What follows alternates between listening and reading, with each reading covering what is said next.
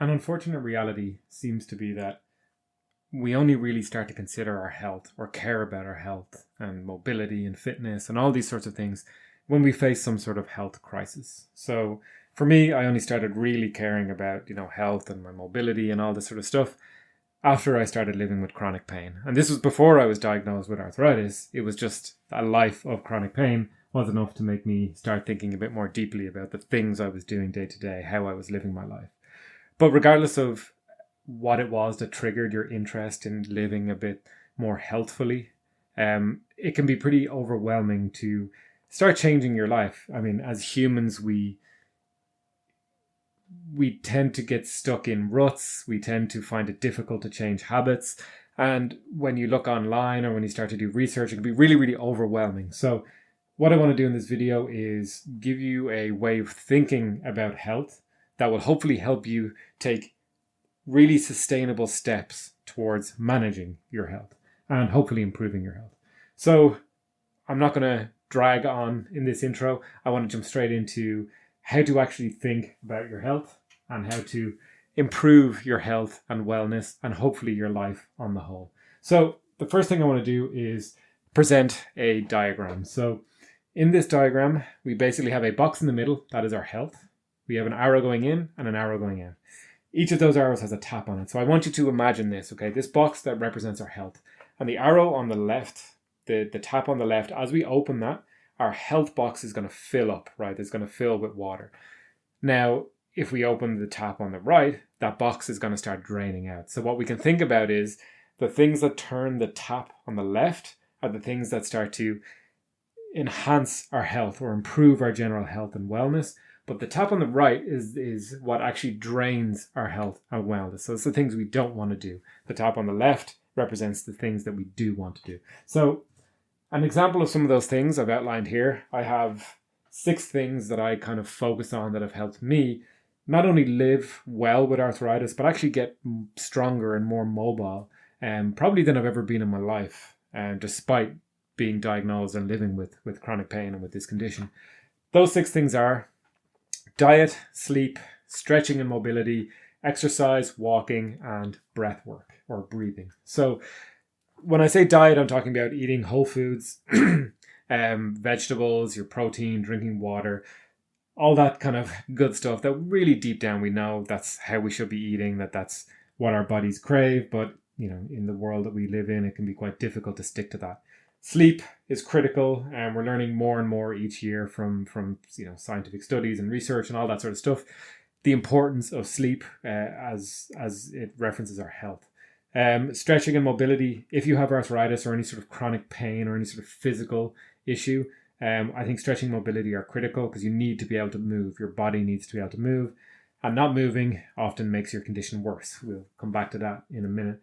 I've got exercise and walking there. So exercise I would count as any sort of weightlifting, anything that kind of uses your muscles and causes you to strain and sweat. Walking for me is just the best thing that anyone can do. I think walking is like breathing. If you stop walking, you're going to have, it's just going to have terrible consequences for your health if you cannot walk, if you lose that kind of agency and mobility. So I rank walking up there as probably the most important thing to do, along with, sorting out your diet. And finally, we've got breath work. So many of us are living with chronic inflammation. Chronic inflammation is the root of my condition, which is psoriatic arthritis. Breathing helps reduce stress and helps us get this inflammation under control. So these are the things that I believe help us open this tap that will start filling our health box, right? When we look at our box, we're trying to fill it up. So imagine there's water coming through that arrow into the box. The more we open that tap, the more that box fills up, okay? Now, the tap on the right, however, kind of gets in the way. So if you open the tap on the right, we've got water flowing into the box, but now we've got water flowing out, right? So our health, we're trying to fill up our box, but we're also sucking the contents out of the box at the same time. And some examples of how we do that would include smoking, stress, processed foods. There are many other things. I just picked these out of some obvious examples. I think the most obvious example being smoking. We know this is bad for our health for a whole number of reasons. But it's important to realize that when it comes to health and introducing healthy habits and trying to become more just healthy in general, that there are multiple ways to go around it. You can start doing things that, add to your health and well-being, and you can stop doing things that are taking away from your health and well-being. It's kind of like if you've got a bathtub and it's you want to keep water in it. Well, you can put in the plug, right? And plug will keep water in it. You can turn on the tap to fill it up, right? And if you take out the plug, the water will be leaking out. So there's two ways to approach this, right? You want water in your tub? Well, you can block the hole that the water's leaking out, and you can turn on the tap to start adding water. So that's kind of, if you think about that analogy, right, there's often multiple ways to go about something. And in the case of health, there are things we can start doing and there are things that we can stop doing. Now, at this point, that all seems very simple. We can just say, do this, right? And you will be healthy and happy and have a great life. But we all know it doesn't really work like that. I'm a programmer, as I've mentioned before, and there's a very famous computer scientist, and his name is Donald Knuth, and he once said that premature optimization is the root of all evil. So I want to talk about that for a minute. You might be wondering, what does this software engineering principle, let's say, have to do with your health and wellness? Well, premature optimization is the idea of, for example, let's say you decide you want to start running, okay? And you've never run before and you're like, okay, I'm going to run. I like the look of that. I want to be a runner. So you go out and buy the best pair of running shoes ever, right? You spend a couple of €100 or dollars or whatever on these shoes, and you're like, these shoes are going to make me a great runner. And you buy the shoes and you go out the next day and you run and you come home and you're sore and you're tired. And, maybe you didn't enjoy the running as much as you thought you would. And the next day you're a bit tired. So you say, I'll run tomorrow. And by the end of the week, maybe you've just given up on running. Now, the premature optimization here was that you bought these amazing running shoes before you'd even gotten good at running, before you even knew that you could maintain the habit of running, before you knew that you were able to invest what was necessary to invest in running. Now, a runner that is experienced and has pushed their body to its physical limit might get some benefit from adding, buying some expensive shoes or something like that. But that's the very last tiny percentage. That's the optimization at the end. The key thing in the beginning is building the skill and building the habit and getting out there and doing it and making sure that you're going to continue doing it before you invest a lot of money into whatever it is you're doing. So similarly to that, premature optimization in this case could be, you look at this diagram and say, okay, that's easy. I'm going to start eating vegetables. I'm going to only eat whole foods. I'm going to cut out processed foods. I'm going to sleep 8 hours every night and it's going to be great. I'm going to stretch every day. I'm going to add a stretching routine to my day. I'm going to exercise 3 days a week, lifting weights with a coach. I'm going to walk every day, at least 20 minutes, and I'm going to do breath work, and I'm going to quit smoking, and I'm not going to be stressed anymore, right? That's all very, very complicated, okay? That is a premature optimization in that you're trying to create the perfect life routine and just start like that from day one. That is just setting yourself up for failure, okay? If you try and make these huge sweeping changes to your life, it's ultimately going to be just too much to manage. And that is why Donald Knuth said, premature optimization is the root of all evil. So let me dig a little bit deeper into why this is a problem. So on the diagram now, I've added a couple of new arrows. So first off, we've got our health is now feeding back into exercise, walking, and stretching. So if you saw the previous video, you'll already know what's going on here. Your health could be such that you aren't able to exercise, or maybe you're not able to stretch, or maybe you're not able to walk. Your health condition might stop you from being able to do these things. So now your health is poor enough that you can't engage in these activities that would open the tap, right? So we got to think about that. We got to understand, well, all of these things I would like to be able to do, but maybe your health is such that you can't do all of them, or you can't do all of them in a very standard way. I know for me personally, I need to work out and exercise in a very specific way because I've got limitations because of arthritis.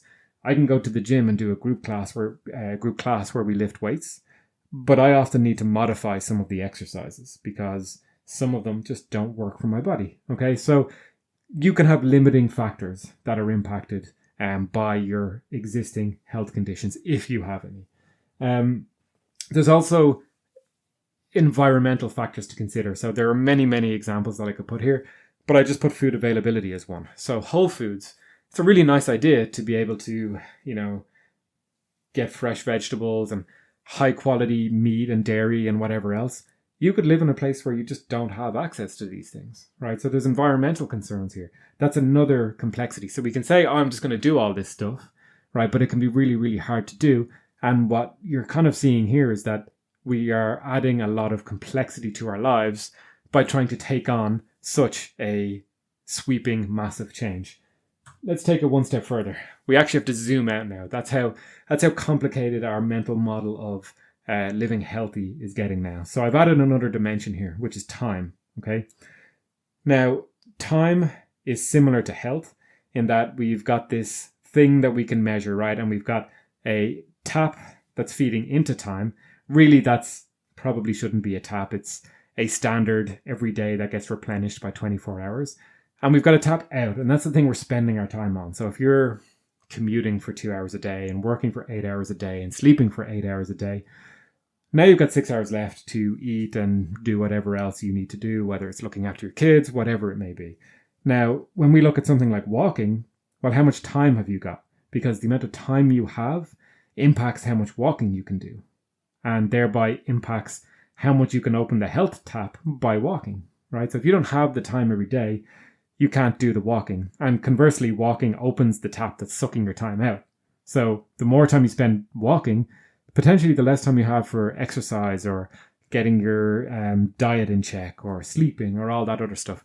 So now this extra dimension of time is making things a little bit more complicated. It even reaches out to Whole Foods. So when I talk about Whole Foods, well, now we have to go shopping for Whole Foods. We have to prepare our Whole Foods. We need to cook. We need to clean up after cooking, right? There's a time sink in all of these things. So we have to be cognizant of the fact that this extra dimension of time is adding complexity. And if we say, I'm going to change my life, I'm going to do all of these things, well, what do you actually have the time to do? If you take on too much, you're going to be overwhelmed. If you've got 4 hours of free time in your average day, like, can you cram all of this stuff in? We need to be thinking about this. We can go even further than that and add another dimension, which is money, right? So when we connect money to our diagram, and money could be connected to all of these, but again, for the sake of simplicity and not having a million arrows on this diagram, the amount of money you have is replenished. The arrow going in will be replenished by working. So how much you're working will be hopefully filling up your bank balance. And then the tap on the way out is what you're spending it on. Okay. So the amount of money you have will dictate the food that you can buy. And the food that you're buying will be reducing the money that you have. So if you spend a lot of your money on getting Whole Foods to get your diet in check, well, maybe now you don't have the money to spend on going to the gym to do the exercise.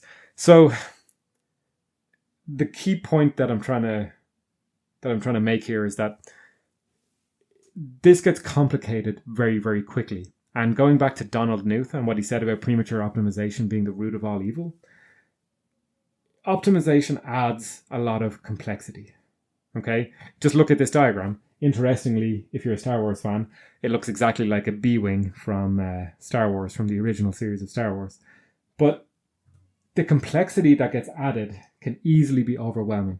And this is why people often struggle, because you're told you want to be healthy, do X, Y, Z, and you're good to go and your life will be great. But they don't really talk about all of this extra complexity that gets added in.